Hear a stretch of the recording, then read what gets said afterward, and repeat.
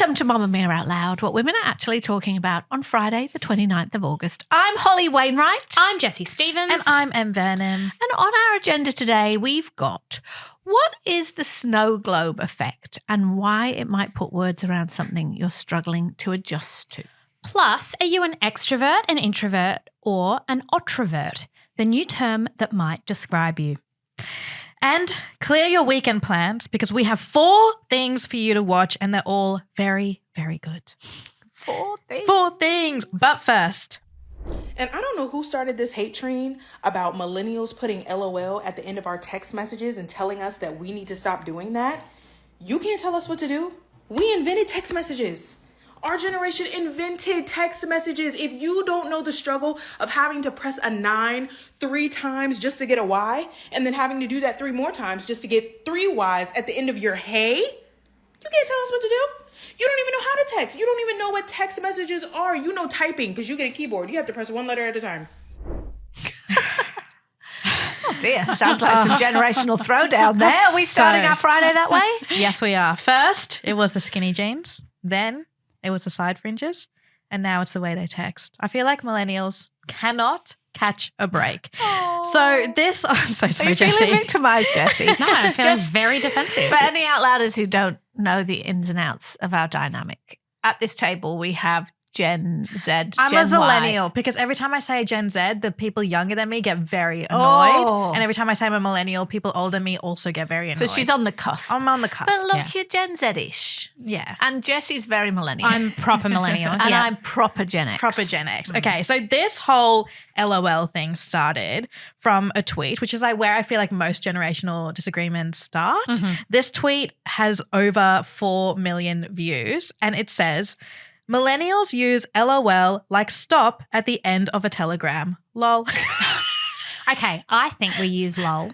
Like, you know when you're on a walkie-talkie and you say over, that's how I use lol. Yes, that's Like what a full stop stop. at the end of Yes, a telegram. yes. I don't So- even really know what a telegram is. Is there anything wrong with that? So if you've ever watched an old movie, right, it's like Like black and white movie? a piece of paper will come to the post office or whatever and it'll be, Mum, very sick, stop. Must come now, stop. Like it's the full stop. Oh, wow. Okay. So That's what yes, you're doing. And what the lol is meant to infer is millennials never want anyone to think they're being dramatic or over the top. We don't want to worry. I don't want you to worry about what I'm saying. So it's like, Luna's got hand, foot, and mouth, lol. I'm not feeling very well, lol. Yeah. And then it's like, work was fucked today, lol. It's like it just lightens everything a little bit and it injects some millennial cynicism and kind of takes out the earnestness that we're terrified of being seen. Like we hate earnestness. Or being whiny. Like it's Yes. like, yeah. Yes, exactly. It's just like this dryness that Gen Z doesn't understand because they take themselves so seriously. Okay. It's interesting how the lol made it through though, because the reason lol started was when we didn't have keyboards on our phones. We had all the numbers and like 3 letters assigned to each number. And it was easier to do an LOL than a ha ha ha ha ha ha ha. Yeah, exactly right. And Yeah. yet LOL made it through the keyboard phase of the internet, whereas like a lot of other ones like C, letter C, U, letter U, late, 8. Yeah, never all of made those it. were just abandoned. But there's something about lol that just, and it's ironic. Like millennials aren't pretending that it's cool, but it's just your way of lightening the mood when it comes to anything. I rarely use it. I use it only if I want to say something serious but don't want it to escalate beyond that. So I'll be like, hey, I didn't really like how you called me a stupid little bitch, lol. It's a massively pass. Can I ask a question just while we're on this topic? Yeah. Because I saw on my Instagram today, because that's where Gen Xers live, on Instagram, a video of like a young adult doing a PowerPoint presentation to his presumably late Gen X parents, how they were using all their emojis wrong. Like we know that, right, generally. But this one I hadn't heard before and I need to run it past you in particular, Em, but maybe you also, Jessie. The exclamation marks, you know, like the red ones. Yeah, the red exclamation marks. Yeah. He used the kid doing this presentation. The example was he texted his mum saying, I'm in a bar with Alex Cooper, right? She is podcast royalty in the world. And his mum had responded with the exclamation marks, like, wow, that's what she thought she was saying. Wow. Yeah. Yeah. And he said, no, you're saying, yes, I am also in a bar with Alex Cooper. No, because he was saying. No, we're being trolled. That is, no, you don't just get to reinvent grammar. He was saying that the exclamation emoji means I agree or me too. Is that true? Have you heard that before? I think it's both. Like, if it depends on the person, but I think you can differentiate between someone going, wow, exclamation. Also, why wouldn't you just type wow? If my parents sent me an exclamation mark, I'd be like, okay, cool. I would but totally it do means, that. I use it as like same. If you message me. That's what he was saying. He's saying it's same. So he's like, Mum, you weren't in a bar with Alex Cooper, so you shouldn't have gone with the exclamation mark. See, if M messages me and goes, I won the lottery, I've just become a millionaire, I reckon I'd go 3 exclamation marks. Yeah. Like, I'd be like, wow. oh my God, Jessie, let's split. Let's split the box. You too, what are the chances? I want to talk about my friend Lucy. Now, regular Out Louders will have heard of our friend Lucy, actually. She is a friend to all of us because we've all worked with Lucy. Lucy Ormond is a mate of ours who has an amazing Substack called Year of Healing. Mm-hmm. And we talked about it on the show once before because we talked about glimmers. But Lucy continues to produce excellent newsletters. Thank you, And Lucy. we need to talk about her next one because I think that what she raises in it is something that will be really useful to lots of people. So our friend Lucy, as discussed, has just spent a year going through some very intense treatment for breast cancer. She was diagnosed, some Out Louders know this because we've talked about it on the show before. She was diagnosed last year when we were on tour together, actually, in April. And she has recently completed the most serious part of that treatment and it was so far successful. She has ongoing treatment going on, but she's kind of in this after period.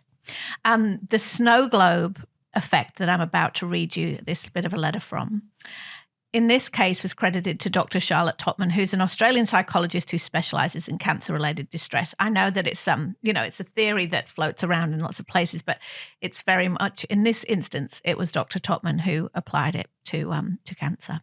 This is a bit of Lucy's post.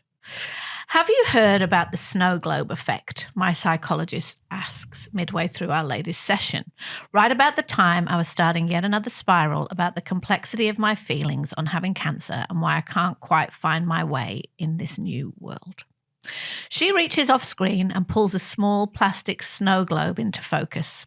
As a specialist in oncology, she must use the snow globe analogy enough to know she always needs one close. I want you to imagine this snow globe is your life, she says, as she holds it close to the screen. She gives me a few seconds to take it in before she starts to shake it. And then suddenly you're diagnosed with cancer. Shake, shake, shake, shake, shake, shake, and stop. The cylinder stops in her hands, but the snowflakes continue to fall. Now, she says, imagine all those little bits of snow are your values and priorities. Cancer has thrown them all up in the air, and now none of them are settling where they were before. The flakes keep falling. The things that used to matter don't matter anymore, and some of the things that really didn't matter now do.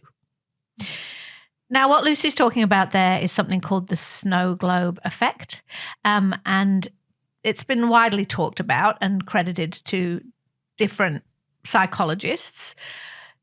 Is that something that rings true with you two about maybe other areas of life or that explains why things sometimes aren't in such a neat little package? I loved this analogy so much because when people talk about values work, and you hear a lot of psychologists talk about the importance of values, and maybe a lot of people in the self-help space, there's this idea that your values, you can write them down in a journal, you can point to them, and they are your North Star and they never ever change. And that makes us feel very in control of things, and it is a total oversimplification of how values work. Because in fact, sometimes you don't get to choose your values. Sometimes something so catastrophic or transformative happens in your life that it is shaken. And I think this will happen to every single person at some point in their life. And maybe it won't be as horrific as a cancer diagnosis, but I think in some ways life is a snow globe in that, the second you feel like everything is calm, it just all gets shaken. And suddenly you go, And I've noticed this with Lucy, I've noticed this with a lot of friends where sometimes they're like, but I don't want those to be my values. I don't want those to be my priorities. But you've got to let it all sit and go, this is kind of how life looks now. And in the middle of the mess, it's impossible to see where it's all gonna land. And if you are a controlling, I feel like I can be quite controlling. We all are. We all would like to have more control over our lives. We try and grab this piece and then nail this piece to a wall and then go, and I'll just put this here and then fine. It's all okay. Now can we move on? But it almost reminded me of something. I don't think I've talked about it here. I've spoken about it somewhere else. But Kate Langbrook, before I had a baby, I was speaking to Kate, who's got 4 kids, and she said, parenting is like falling down the stairs drunk. You have to you injure yourself when you resist. You've got to go floppy. If you go floppy, you'll be fine. And I've thought about that so much because it's the resistance that causes the pain. Yes. Like it's the resistance to kind of, even in the snow globe, you're kind of going around and like almost in the middle of this hurricane. And the more you try and resist, the more you get frustrated and irritated, and you're going, whether it's in parenting, there is so little you can control. And it is so much more comfortable if you just go, I think the word there is just surrender. Like just surrender to it. Yeah, it's so interesting. I actually learned about the snow globe effect years ago from my own therapist. And it was a situation where I started going to therapy, but there wasn't something that happened to me where I needed to go to therapy for. And I think it's that ongoing argument on if nothing's happened to you, you don't need therapy versus so you have to wait for something to happen to you and then go to therapy. I've read that people go during the snow globe storm when maybe they should go before. Yeah. So, and it's actually really hard because my first few therapy sessions, I hated it because the whole idea was my therapist, who's absolutely amazing, she was trying to get me to talk about my values that I had and question them and see if they were actually the right values for me. And the movies taught me that when you go to therapy, you leave therapy and the world's a better place. Whereas I was leaving therapy and I was feeling worse. I was feeling like, oh my God, this sucks. This is the hardest thing. I'm more confused. I just feel so sad. Everything's just so annoying. I hate everyone.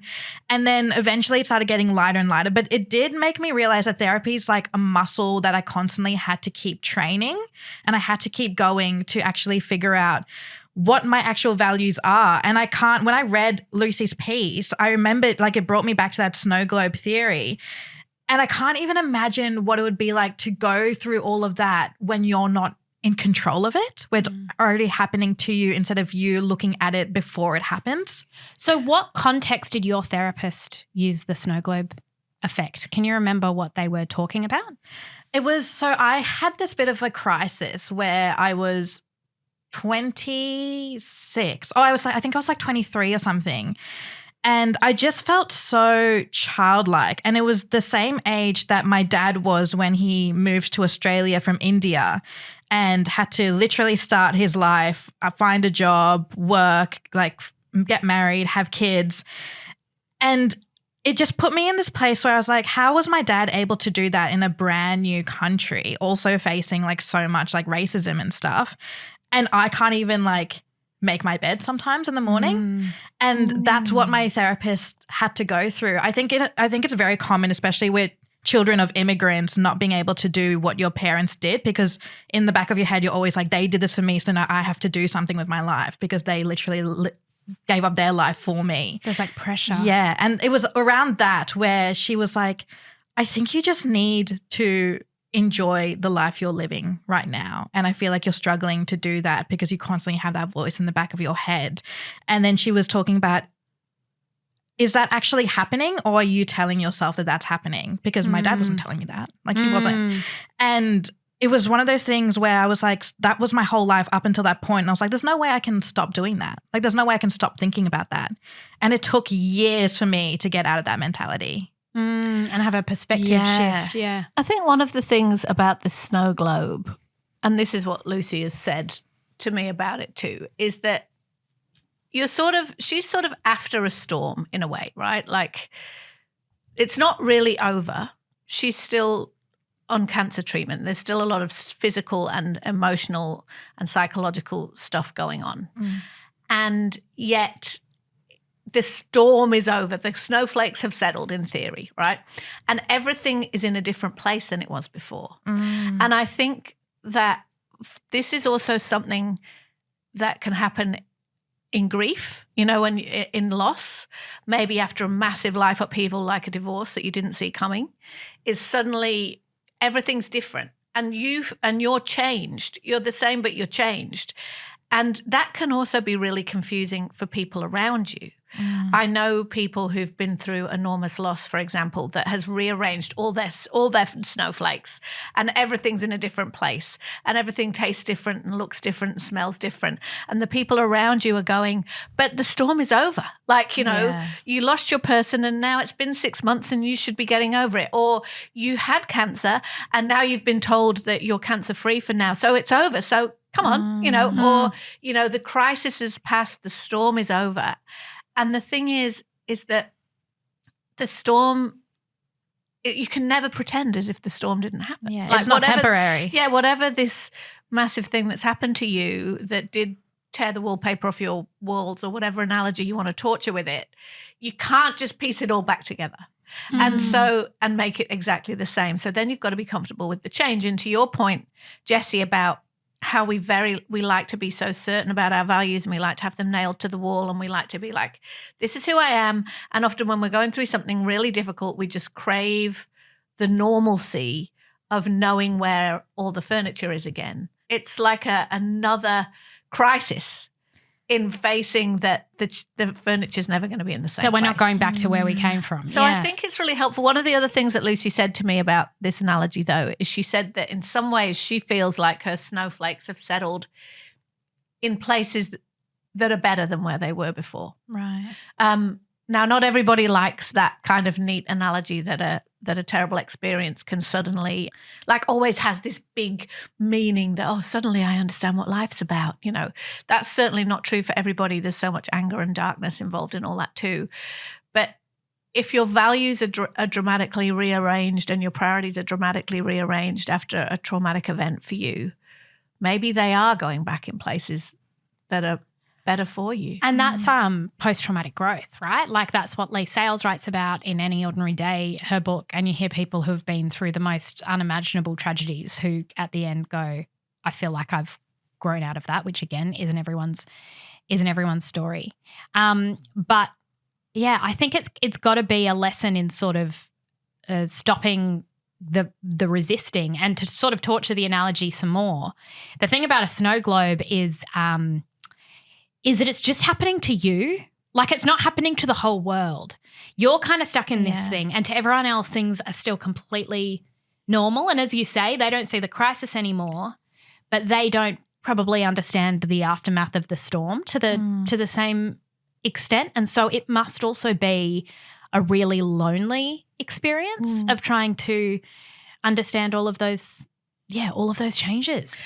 I want you to if you know anyone who might benefit from reading Lucy's newsletter, A Year of Healing, it is on Substack, and we will obviously put a link in the show notes to it. But it is it's a really beautiful, series of letters. Do you hate parties? Do you despise team sports? Do you prefer working on your own than with a group? Have you gone through life feeling like a bit of an outsider? If so, you might be something called an otrovert. And a man named Dr. Rami Kaminsky has just published an entire book about you. Kaminsky is an award-winning psychiatrist, and he says that over the years, he has had a very specific kind of person come into his practice. While introverts face inwards and extroverts face outwards, otroverts, that's a term he has coined, are on a completely different continuum. They see themselves as other and are facing somewhere else entirely. Otroverts have no problem standing up for themselves. They gain energy from deep conversations with close friends. They are often gregarious or outgoing, but critically, they have no desire to join in. As Kaminsky puts it, they are soloists who cannot play in an orchestra. Most people accept the group that they're born into without question, whether that's religious, is cultural, is political. Most crave a sense of belonging. It feels so critical to sort of your life that you belong to a group. Ultroverts do not feel this. They are observers more than participants, and often they become leaders or artists or prominent thinkers because of their defiance. So the likes of Frida Kahlo, Albert Einstein, people say they are ultroverts. I can think of so many people in my life who fit this definition. It has been a real light bulb moment. Holly, does this sound at all familiar? Yes. So I hesitate to, I don't want to pathologize myself. And there are clearly lots of things in that list that are not me. Yeah. I'm not at any parties with Albert Einstein and Frida Kahlo. And I will Not say, yet. Kaminsky says this is not a pathology. It is not something you need to see a therapist for. It is not something that is a diagnosis. It is simply a different way of being. Okay. But whenever I look, we were all so loved the introvert extrovert thing. The past 10 years, as we know, it's just been introvert central, and then extroverts got a bad name, and then, Brat Summer and people got a bit more extroverted, whatever, blah. But whenever I think about that, I'm always like, I'm neither of those things. Because when I read this, I was like, this is why I hide in the toilets at parties, but I never want my small friend dinners to end. Like, I'm not an introvert in that I don't like socializing. I love socializing, but I like socializing with one person or two people. So when I was reading this list, I was like, obviously not all these things are true for me, right? But this is part of the list. It says, these are the people who always prefer to have dinner with a friend one-on-one rather than attend a dinner party, tick. When they have to attend large gatherings, they are the figure standing off to the side deep in conversation with another person rather than working the room, tick. They despise playing team sports, tick.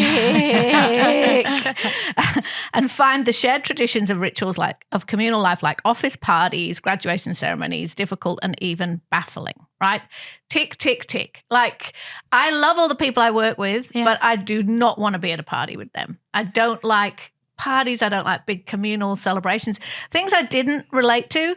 When it says you would rather do work assignments individually than in a group, well, I'm a writer, so obviously yes, but also I do this, so obviously no. And I've worked in lots of teams and I've led teams and I've really enjoyed that. So I really like that. That bit doesn't strike such a chord with me.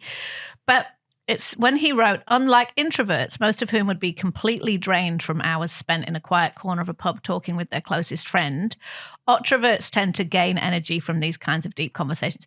Sitting in a quiet corner of a pub talking to my dearest friend for hours is my idea of heaven. I would do that for a week. I think that sounds a little intense. Yeah. See, but so I did tick a lot of boxes of this in my head, and I also thought about my kids and my partner. Like, my daughter Matilda, she loves team sports. Like, she loves that environment so much. It's a very big part. And this is what I always say, that one of the biggest lessons about parenting is how much your kids aren't you. I look at it with bafflement and wonder, and I'm like, amazing. My son is much more like me. Brent has never met a party he doesn't want to rip up. Like, he's always like, can we go? And I'm like, oh no, it'll be awful. He's like, can we go? I'm like, you go. So I feel like, although the deep side of this, I'm not necessarily sure that I can tick the box with the geniuses on a social front. Because I always go, well, I'm not really an introvert and I'm not an extrovert. Do you feel, have you gone through life feeling like you don't belong? Often, yes. Like, this bit I related to too, not to a tiny violin, but he quoted this kid who was getting this diagnosis as saying, I feel weird in a group situation he's talking about, like I'm not part of it, which is odd because these are all my friends and I know they like me and are happy I'm there, but I still don't feel connected. I only feel lonely or bored when I'm with many people and not when I'm with one or two close friends or when I'm alone. And that's true. Like, I always feel really weird in big groups. That's so funny. And I don't know why. How about now you? Maybe I do. Em, do you relate to this at all? Okay, so you found out you're an ultrovert. Like, now what? Like, now what happens? Like, I want to pull a Jemima Kerr card here. Yeah. Because I was learning about ultrovert and I'm like, oh my God, I think I'm an ultrovert, but maybe I have extrovert tendencies. But I've been feeling a bit introverted lately. And then I was like, WWJKD. What would Jemima Kerr do? You'll tell me I'm thinking about myself way too much. And she'd be right. We all are. What I don't like about when we create labels that aren't diagnoses on people, it gives people the excuse to do things their way. So now I know, when I have my big 30th birthday next year, you're going to be like, hey, Em, remember how I'm an otrovert? Yeah, you know I don't like big settings, so I can't come to your party. Let me know when you want to have a one-on-one dinner. No. See, I'm going to push back on you with that. I think I had never had my belief that everyone should belong and everyone should want to belong. I had never had that belief challenged before.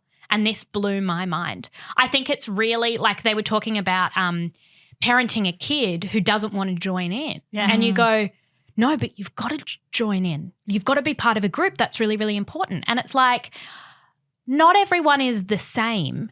And we do sometimes pathologize or fret about some personality traits that are just on the spectrum of normal. Yeah. Like that's so fine. Absolutely. And I think it's not to pathologize it, but I think that it's very helpful to just understand that you can be all of these things and still be happy and fulfilled. Like when I say that I feel weird in groups, it's not like a sad thing, like that I need someone to come and put their arm around me and talk to me deeply about something intense. Like it's not that. It's just, even though I'm a very competent speaker, know how to ask questions and like integrate myself into a group. Obviously, I've done it a million times in my job and my life.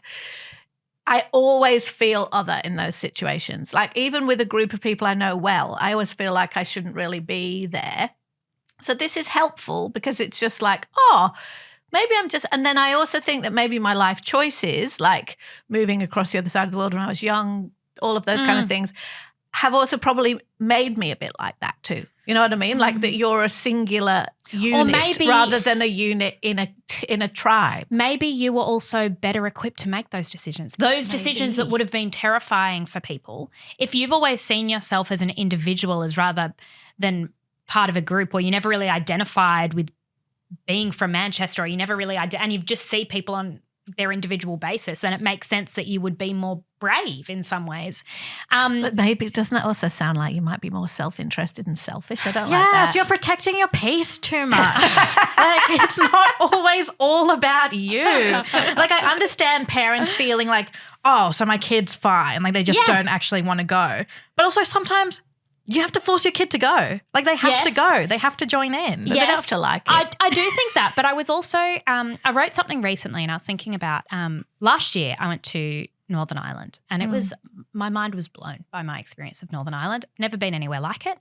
And to me it crystallized so much about history. I felt like I landed there and I was like, wow, this just puts a whole framework on like, you know, wars and disagreements and groupthink. And I say that because in Northern Ireland, you've got these two very distinct groups. You've got the Protestants and the Catholics.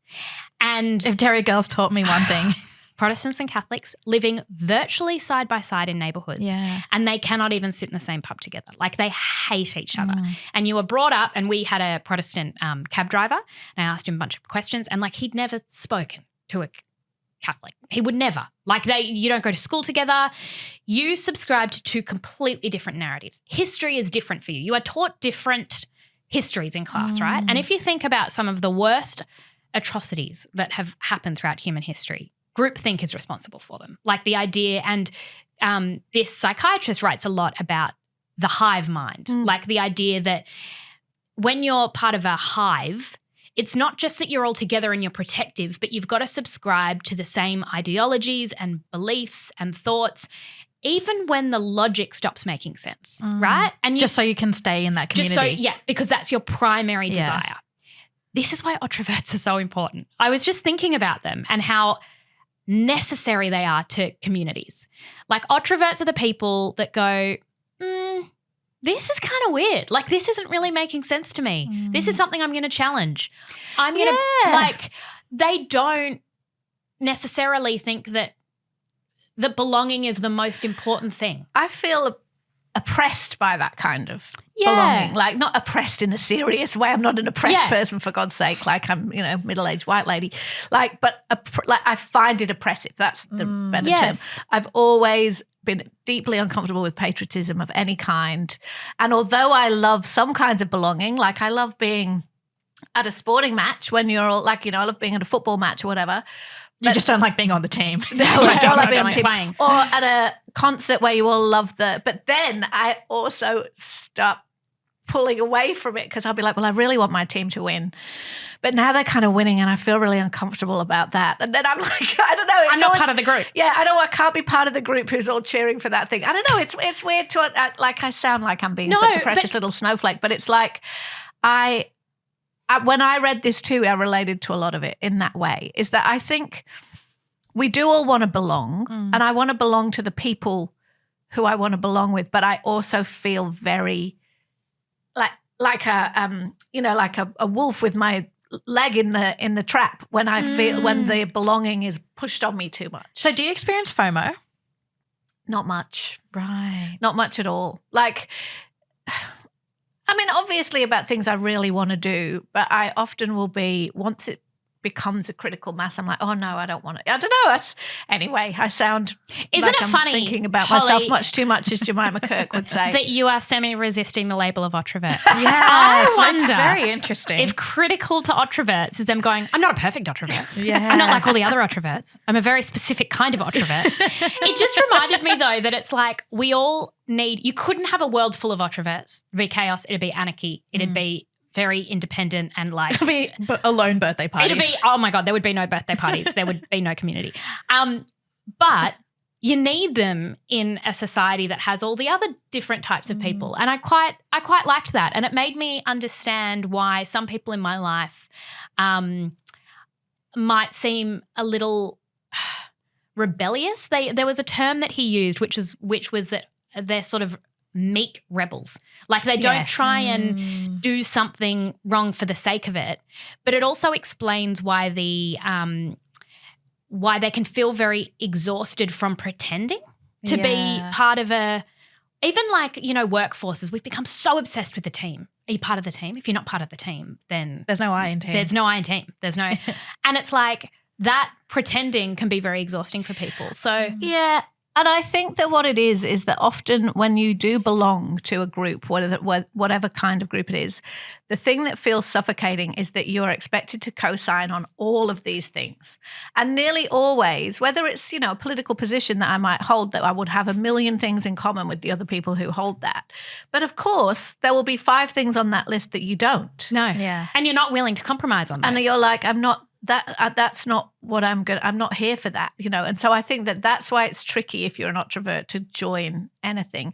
I also think not to be too wanky about it, but it's probably useful for a writer because the cliche about writers is you're an observer, right? You're always a little bit on the outside looking at, like, I love looking at families, right? I don't necessarily, because I'm not part of a big family and all those things. Close your blinds. Yes. Yeah, so But they say they're I find that observers rather than fascinating, participants. like watching it, working, and I think that is probably a bit introverty of me too. I hope this has made sense to some out louders that you're like, oh yeah, now I know what I am. And Em will be like, who cares what you are? She's right. No one's coming to my birthday. I promise I'll come to your birthday. Thank you so much. Yeah. I'll just find someone to talk to. You want in the corner. Yes. I've got a little bit of news to share with the group. How sometimes we do this on Friday and sometimes it's big, like me is taking a break or whatever. I've just got something very important to tell you both. Last week, Brent and I won pub trivia for the first time. Just you two?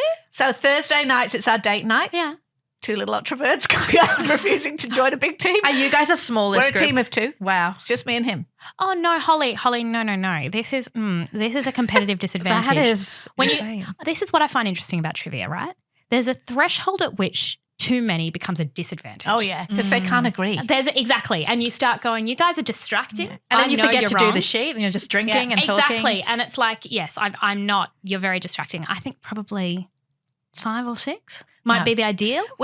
It's our date night, right? Because we're that exciting. That on Thursday nights, we go around the corner to the local pub and we play trivia. Your knowledge is limited, How long have you Holly. been doing this? Since we moved to where we live. And you've only just We've only just won. This is how exciting it is. But the main thing I need to share with you in the Out Louders is the 2 things that got us over the line. Oh. Number 1, this is very Out Louder coded. They had one of those Who Am I rounds, where they read out like facts about a person. Born Holly, in this year. I'm so good at those. Yeah. That is my skill. Yeah. And the first 2 only took me 2. The first 2 was, I was born on February the 11th, 1969. I was born in Sherman Oaks, California, and I leapt from my seat. And I said, Amber, that's the name of our trivia master, Amber. I said, Amber, it's Jennifer Aniston. And it was Jennifer Aniston. Oh my God. And the other one. Did everyone look at you like you're a goddess? Yes. Well, no, they looked at me like there was something wrong with me because who knows from only those two facts that it was Jennifer Aniston. Oh my God. You're going to be known as the Jennifer Aniston woman from now on at Pub Trivia. And the other thing was, I bet Jessie knows this, what is a sapiosexual attracted to? Okay, why did you not think I know this? That is insane. Go on, Em. What does a Okay. sapiosexual find attractive? Okay, so it's sapio in nature is what I'm thinking. No. Which means, like, sapio sounds like sepia. Yeah, I love this. Are you sexually attracted to This is why you don't want too many people on your team. olden day movies? This is Which is quite close. that would be quite hot, but no. No. Jessie? Isn't it when you're attracted to someone's brain? Yes, it's intelligence. Of course you knew that. The answer is intelligence. And I was the only knew person at Pub Trivia who knew that. Is it And because you that's are why one? we won. You know, my other special skill is when they get the sheet out of celebrities as children. Yes, Oh, me too. And they're like, Yeah, you'd who's be good at this? And that. I'm like, give me the pen. Because the people who played Pub Trivia, it's a small town. We all vaguely know each other. So whenever the celebrity sheets come out, they're all like, "Oh, Holly's gonna get this." Here we go. What did And you then- win? A meat tray? $100 voucher to spend in the pub. Oh my God. That's my amazing. goodness, that's amazing. This is one that I got. What does Bob Prevost have from Chicago have in common with 3 billion people? Oh, Yeah, you isn't know. he the Pope? He's the Pope. Okay, this was the thing. We're all sitting there and we're going, he's the head of a tech company. He's the head of, did he create Oh my a God. national broadband network? Like we were all doing it. And then I had this moment. I was like, Bob from Chicago. Why is this ringing a bell? And I was like, who's the fucking Pope? I was so excited. That's such a good question. It's such a good one because he There's- doesn't sound like the Pope, does he? Nothing like Pub Trivia, I'm telling you. It is Friday, and we want to help set up your weekend with our very best recommendations. Holly, do you want to kick it off? I do. I have a recommendation for a TV show that's on Binge, and it's called Mixtape, right? Oh. And Teresa Palmer is like the busiest woman. She's everywhere. Isn't And she? does she have 4 She or has like 5 14 children. Yeah, Oh she my has God. so many children. And she's so amazing, but she seems to be in everything at the moment. Yes. Okay, I'm going to need you two to step it up. We need to reach Teresa Palmer level. She's in this. So Mixtape is a 4-part show. Now, it's interesting because it's a co-production between Ireland, England and Australia. Mm-hmm. And Teresa Palmer and Jim Sturgis, who's a British actor he was in the movie version of One Day with Anne Hathaway, like back in the day. Oh, I yeah, loved yeah. that movie. And Yeah. he's Back in the day. He's hot. Last year.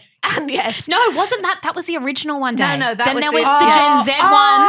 Yeah, with sorry. Leo Woodall. Yes. No, Sorry. he was the original Leo Woodall. Oh, This wow. is getting many steps. But Oh. anyway, it's a story it's called Mixtape because it's about first love. So Teresa Palmer and Jim Sturgis play people who are supposedly about my age. And I tell you what, Teresa Palmer's not my age, but they put a few wrinkles on her and here we go. And they are dreaming of reconnecting with their first love, who was each other. And they fell in love at high school. So it's a story that's told on 2 fronts. The reason it's called Mixtape is because when they met at a school party in Sheffield in the north of England when they were young, they bonded over music of the time. And because it was 1989 or whatever, the music is amazing. So there's an amazing soundtrack. But anyway, fast forward 30 years or whatever, 25 years. They are now both married to other people. She lives in Australia. He lives still in Sheffield. And things happen that mean that they come back into each other's mind. And they reconnect by sending each other songs on Spotify, which is something. They never talk. They're not friends on Facebook or anything. And then they start which is something I've never thought to do, but now I feel the need to do it. So I'll be sending you songs. Anyway, and then what happens is it explores, why did these people ever break up? Blah, blah, blah, blah, blah. Are they going to get together? He travels to Australia. It doesn't really work. Da, da, da. So it's like Is it like a straight drama? It's a drama. Yeah. It's got quite heavy themes because you find out from the young versions of them, like the reasons why they broke up. There's quite a lot of trauma in Alison, who's the girl, who's Teresa Palmer's character's background, that he was never really aware of because she would never open up her family to him and stuff. So there's but it's really interesting. It's one of those TV shows that I can't stop thinking about because it's not like perfect. There's a weird casting. It's always really hard to play, like to depict the partners of people who aren't the right partners. Do you know what I mean? So he's got a wife and she's got a husband. And you're a little bit like, I'm not quite sure why you two would be. But anyway, the whole question, of course, is are they going to reconnect? They're clearly meant for each other on this deep level. And are they going to reconnect? And it's just a really lovely, slightly challenging TV show with an amazing soundtrack. And it's called Mixtape. And it's that sounds great. I can't wait to watch. What's your reco? Okay, I'm recommending a fairly new TV show out on Disney Plus. It's called Alien Earth. It's popped up for me. Oh, it's part of the Alien franchise. I was really interested in this because it went viral before the show even came out because it had over a $250 million budget, which is very, very rare for TV shows. So they're really backing this show. That's a movie budget. It's like a Game of Thrones budget. Like massive, massive budget. Watch the first episode. If you're a fan of like, it's not like super, super horror like the original Alien movies with Sigourney Weaver. It's more like creepy dystopian. It's still a bit bloody. What's it like? The special effects are insane and like the props, it's just so, so good. So basically the premise of it is like our world in the future, there's no more governments. Instead, it's these massive evil corporations that basically own countries. Oh, it's like a documentary. Is that about the future? It's like about right now. So what's happening with these companies is that they all are working on how to make everyone immortal. And there are like like a documentary. There are 3 contenders on immortality. There's the cyborgs, which are humans but enhanced. There's the synths, which are just artificial beings. And then there's the hybrids, which are artificial beings with a human conscious. And these 3 are competing, kind of like how AI, like ChatGPT competes with like Perplexity, like that. They sort of like one of them wants to be the best. And then the alien comes and just up everything. And when you say it's part of the Alien franchise, you mean like Alien the movie, like from back the in movies. the day with with Sigourney Weaver. Yeah, I mean she's not in it, sadly. No, obviously, but it's there's world. like there's like some beautiful scenes that like kind of replicate the original Alien, like when they're all sitting at the dinner table laughing in the spaceship. What's really different about this Alien movie, if you're a fan of the Alien movie, is that all the Alien movies take place either in space or on the aircraft. This one takes place on Earth, so the aircraft like lands on Earth, so you actually see the aliens on Earth, and the special effects are insane. Okay. Like it's so well done, but it is a bit scary. So if you have little eyes around, that maybe sounds not. great. My recommendation is a 3-part Netflix documentary. Has anyone watched Amy Bradley is Missing? No. Have you seen it pop up? Yeah, it's come up. I've seen it everywhere. Something to do with the cruise ship. Yes. And But not the poop cruise. Not the poop cruise. Very different. And I kept seeing it pop up and I was like, I don't know. Like she goes missing on a cruise. Like how complicated can it be? Yeah. Anyway, we started watching it. It's about this 23-year-old woman who gets on this cruise ship with her family in 1998. And she's last seen at 5 a.m. by her dad. She's just out on the balcony. He thinks she's probably asleep or something, can see her legs.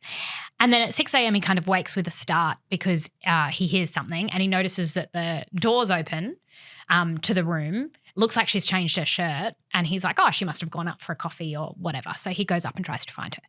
Cannot find her. Hours pass and they're like, where has she gone? And so they say to the people who are the captain and you know, try and escalate it, and they say, because the ship's about to dock, they go, before we dock the ship, can we please find her? Because we can't find her anywhere. And they're like, no, like this is part of the ship that they get to go out to this new island and see things. And they're like, please don't dock. Anyway, they dock, they open the doors. By this point, a lot of people are thinking she's fallen overboard, like whether that's on purpose or whether it's by accident. But the twists that come in the next 2 episodes about sightings of her, about people who say they've had interactions with her that are so compelling and so like seem so real. Because I would have read about this case, right? And it was generally she went overboard. Yeah. But nobody knows why. Yeah, exactly. But did her family think she went overboard? No. And the reason why is because they were actually quite close to a coastline when she would have gone overboard, and all the locals, the Coast Guard, are going, we know our waters. If someone goes overboard, they wash up. There is no world in which she doesn't wash up. Like that's really weird. And so all these bizarre things happen and you just think, how does someone go missing on a cruise ship? Like it's mind-blowing. So that's really good. 3-part documentary on Netflix. But I want to throw in an extra one. Yes. Mm-hmm. I'm here for this. Who here has seen the F1 movie? You know, I saw it the opening weekend and I wrote many, many things about it. Okay. She has seen it. I saw it on the weekend like you did, Jessie, in my living room. I know it's meant for a big screen, but the biggest screen I could get for it is in my living room. Because it's on Apple TV now. Like, yeah. I thoroughly enjoyed it. Mhm. Is it a good film? Would we say no? I didn't think it was a good film. Like, I enjoyed it. I didn't think it was a good film, but it's I wanted to talk about it too. Okay. Because I really enjoyed my Saturday night. It was a real spectacle. Like the amount of people that were involved was well, you would have been very fantastic. excited. There were a lot of people from Drive to Survive in that. My Even I boyfriend- could tell. Yeah. And was that movie made for us? Like, as in people who have watched Drive to Survive, Yeah. semi-know the rules, don't totally know the rules, and therefore can defy logic and just understand that Brad Pitt could return to F1 as a 60-year-old and dominate. So, but Okay. also it was made. The reason I was excited to see it in the first place, because I'm not a big F1 person like you are, is that it's made by the people who made Top Gun Maverick. Now, I went on and on about Top Gun Maverick a couple of years ago when it came out because I haven't had a better time at the movies in years than I did when I went to see that. And I know Tom Cruise is problematic and so is Brad Pitt, let's be honest. But just so great, so much fun. Couldn't get over it. Made by the same people. Budget the size of a small country. Like films everywhere in the world. And it's pretty much the same premise, which is dude over hill. Yeah. Comes back to show those youngsters What he's made of. what they've made. So you're appealing there to a whole lot of people. The Gen Xers who are like, I'm not over the hill, I've still got it. And the young people and all the new F1 fans and people who like Brad Pitt. It's very compelling. But I was like halfway through it and I thought, oh, Brad. I thought even putting aside what we now know about what happened, and we've talked about this on the show before. Which is very difficult to put We did an aside. episode called What Do We Do with a Problem Like Brad Pitt? So even putting that aside and just, I can appreciate the beauty of that amazing human. Yeah. But like, he's better than that. He used to be better than that terrible dialogue. But don't you reckon? What I did just he- walked out of that He and was went, good. Brad Pitt, how old is he? Nearly 60? He's 61 years old. Okay, so he's accomplished so much. He's got all the money in the world. Mhm. He's heading to 60 and he goes, what do you want to do, Brad? Right? He looks in the mirror and goes, what do you want to do? I'd like to drive an F1 car for a Really few years. fast. I'd just like He's to like get that in one Tom of the Cruise cars. fellow feels like he's got it figured out. Yes. And I think he went, I'd like to be friends with Lewis Hamilton. Yeah. I'd like to Which is hang fair. out. I Which mean, is I would too. Same. And so he's like, what would be fun to do? I'd like to join F1. And I feel as though the whole project was sort of a vanity project for Brad Pitt to be like, this is every 60-year-old man's dream. Did you know that this is the highest grossing Brad Pitt movie of all time? Is it indeed? It is. So is it, one thing I don't know, you can tell me, is has it been deemed the success that it needed to Yes. be to pay for Yes. that small nation And budget? they're talking Yeah. about a sequel. It has made course they so much God. money. And a lot of people like the reviews are bad. The reviews actually aren't that bad. The No, reviews they're are not.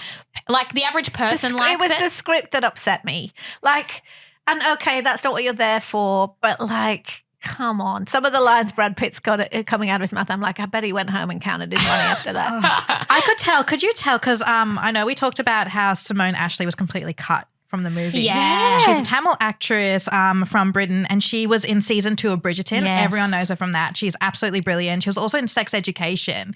So the whole thing about her is that she was actually in the F1 movie. She did the press for it. She was doing She was interviews for interviewed. it.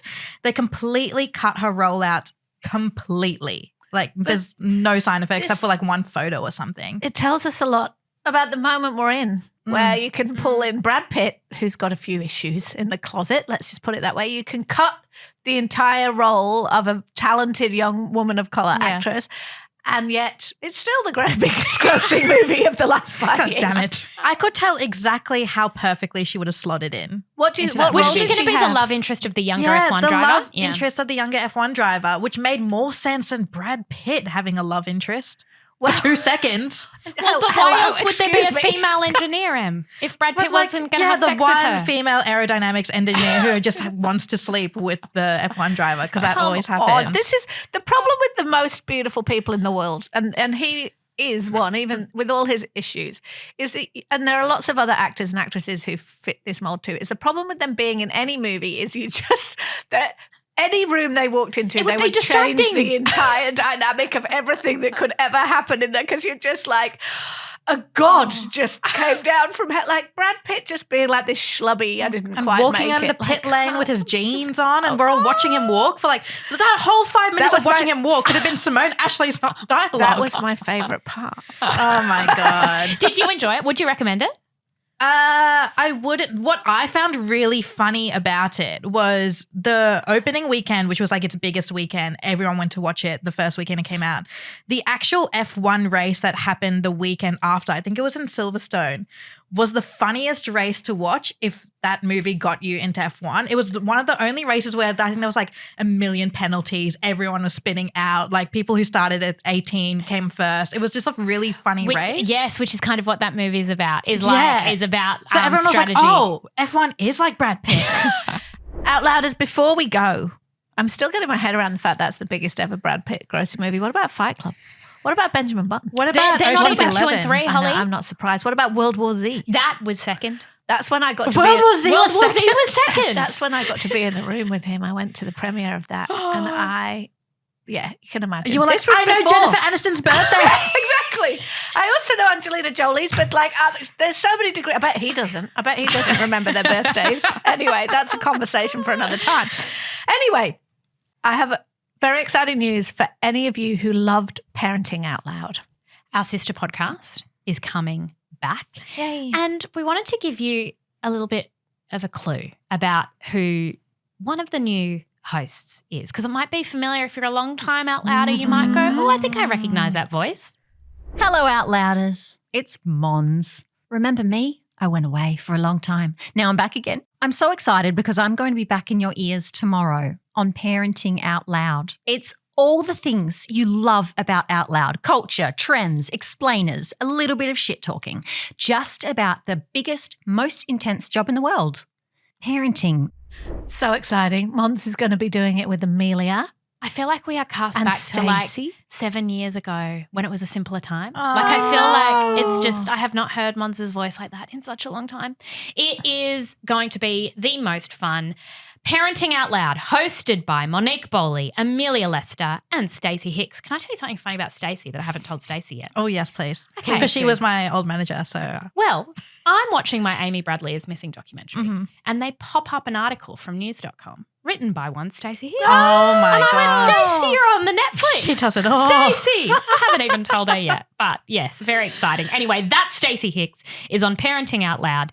Make sure you head to the Parenting Out Loud podcast feed. You have to go there. You have to follow it. There will be a link in our show notes, and subscribe and follow so you never miss an episode.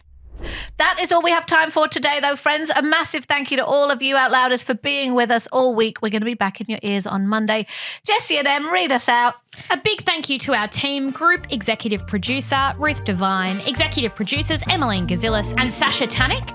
Our senior audio producer is Leah Porges. Our video producer is Josh Green. And our junior content producers are Tessa and Coco.